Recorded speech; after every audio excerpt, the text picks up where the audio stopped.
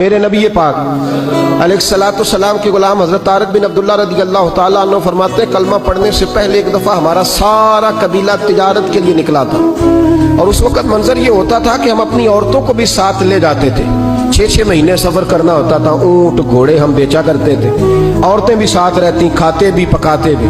کہتے ہیں ایک سفر سے ہم واپس آ رہے تھے تو مدینے کے باہر صحرا میں ہم نے پڑاؤ کیا، اکیلے رسول پاک صلی اللہ پھر ایک دفعہ پڑھیے گا، ایک دفعہ پھر کہیے گا صلی اللہ تعالی علیہ وسلم۔ کہتے ہیں نبی پاک تنے تنہا اکیلے حضور نہ سیر کرتے کرتے کرتے کرتے ہمارے قافلے کے پاس سے گزرے، خیمے لگے تھے، پڑاؤ کیا، محبوب تشریف لے آئے۔ کہتے ہیں حضور سید عالم صلی اللہ تعالی وسلم تشریف لائے، کوئی قبیلے میں سے قافلے میں سے حضور کو جانتا نہیں تھا۔ ایک سرخ رنگ کا اونٹ تھا ہمارے سردار کا جو بکنے سے رہ گیا تھا، بڑا خوبصورت۔ کہتے ہیں نبی پاک کو پسند آ گیا۔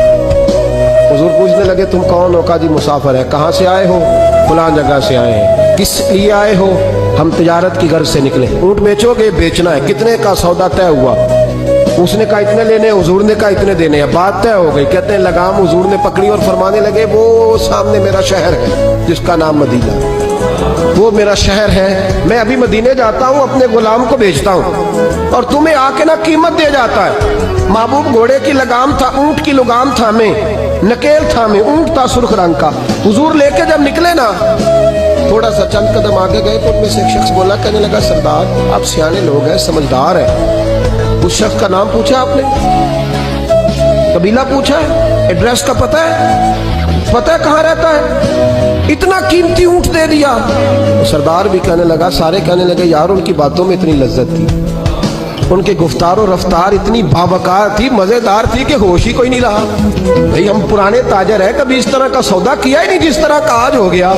اوہو واقعی کچھ نہیں یاد رہا، کوئی سمجھ نہیں آئی۔ وہ ابھی نظر آ رہے، ایک آدمی دوڑ کے جاؤ، دوڑ کے اور جا کر کے نا ان سے کہو بڑی جائز بات ہے، وہ ناراض بھی نہیں ہوں گے۔ ان سے ایک شخص کہو کہ بھئی اونٹ لے جاؤ، پیسے لے آنا اور اپنا مال لے جانا، دوڑ کے جاؤ۔ ایک شخص دوڑنے لگا تو سردار کی بیوی خیمے کے اندر تھی، پردے کے پیچھے سے بولی، کہنے لگی خبردار کوئی پیچھے نہ جائے، اگر پیسے مل گئے تو ٹھیک ہے، نہ ملے تو میں دے دوں گی، کوئی پیچھے نہ، کوئی نہ جائے پیچھے۔ سردار کہنے لگا تو جانتی ہے؟ کہنے لگی نہیں۔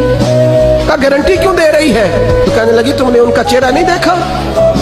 تم تو سودے کر رہے تھے، میں پردے کے پیچھے سے دیکھ رہی تھی۔ پیر مہر علی شاہ صاحب کو کسی نے کہا تھا نبی پاک کا حلیہ بیان کرے، بتائیں حضور کے کان مبارک کیسے تھے، آنکھیں کیسی تھی، ناک مبارک کیسی تھی، بینی مبارک کیسی تھی۔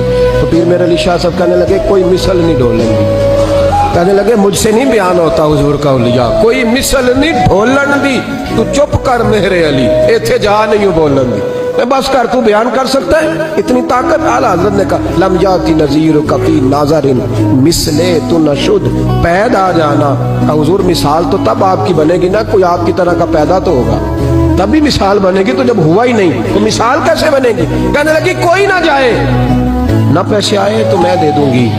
میں تو پردے کے پیچھے سے دیکھ رہی تھی، ان کے چہرے کا وقار دیکھا، ان کی آنکھوں کی روشنی دیکھی، ان کے لفظوں کا حسن دیکھا۔ تم 50 باتیں کرتے تھے، وہ ایک جواب دیتے اور گنے چنے لفظ بولتے تھے، ان کی سادگی کا وقار دیکھا۔ جانے دو، نہ پیسے آئے تو میں دوں گی۔ کہتے ہیں حضور گئے، تھوڑی دیر کے بعد ایک کالے رنگ کا حبشی غلام آئے، پیسے بھی پکڑے اور اپنی چادر میں نا کھجورے باندھ کے تو پیچھے ڈالی ہوئی، تو دیہاتی لوگ پیچھے نہیں ڈال لیتے، کھجورے ڈال کے پیچھے۔ کہتے ہیں وہ آئے اور ان کی آنے کا انداز بھی بڑا نرالا تھا۔ کہتے ہیں وہ جھومتے جھومتے اللہ کا ذکر کرتے، اللہ الصمد کرتے پہنچ گئے اور آگے کہنے لگے تم سے میرے نبی نے اونٹ خریدا ہے؟ تم سے؟ کہا ہم سے خریدا ہے۔ کہنے لگے یہ تمہارے پیسے؟ اور پھر چادر کھول کے صحرا پہ بچھا دی، کہنے لگے یہ تمہارے پیسے اور کھجورے کھاؤ، میرے نبی نے تحفہ بھیجا ہے، کھاؤ حضور نے تحفہ بھیجا ہے۔